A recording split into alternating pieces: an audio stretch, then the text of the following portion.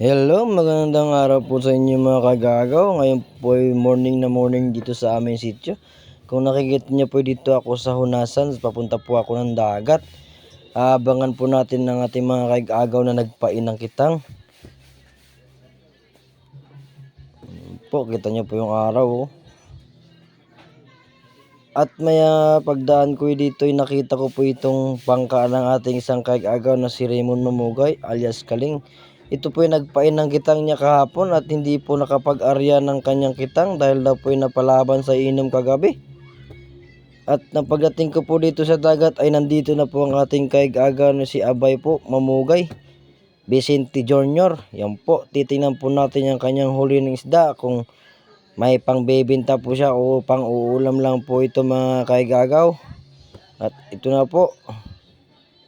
Aroy, mukhang wala po itong may maibibinta si ating ikagaw Abay ng kanyang isda.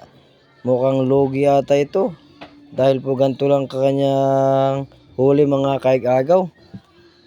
Matumal din po talaga ang pahuli ng kita ngayon dahil po daw ay naumagahan din daw po siyang umalis. Kaya di daw po siya nakatakbo sa malayo. Kaya po ganyan lang kanyang huli. At dumating na rin po ang ating kagagaw ni si Ontoy Nunes. Titingnan din po natin yung huli niya. Kung may pangbibinta po ba o sakto lang po pang ulam mga kagagaw. So po, titingnan po natin. At ito na po yung huli niya mga kagagaw. Yung po, meron din po siyang pambinta at meron na rin pong pang ulam mga kagagaw. Hindi daw po makita yung bukid kasi daw di sila makabiring kaya po mahina po ang huli ng kitang mga kagagaw. At maya nakita namin dito ang isang kagagaw natin na si Dundun sa Mante.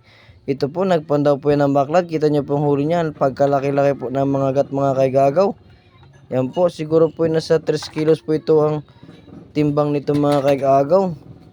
Sabi niya nga daw po kung nagdami daw po sana ito malaking pera daw po sana ito mga kagagaw. Yan po. May mga gat po at mayroon pa pong rumping kasama mga kagagaw. Ganto po pala talaga ang buhay mangingisda mga kagagaw. Minsan swerte, minsan po talaga wala. Kita niyo naman po yung huli ng ating mga mangitangay mga kagagaw. At ito na po mga kagagaw, yung huli niya sa baklad ng ating kagagaw na si Dundun sa Mante. Yan po yung mga gat na nakita nyo kanina.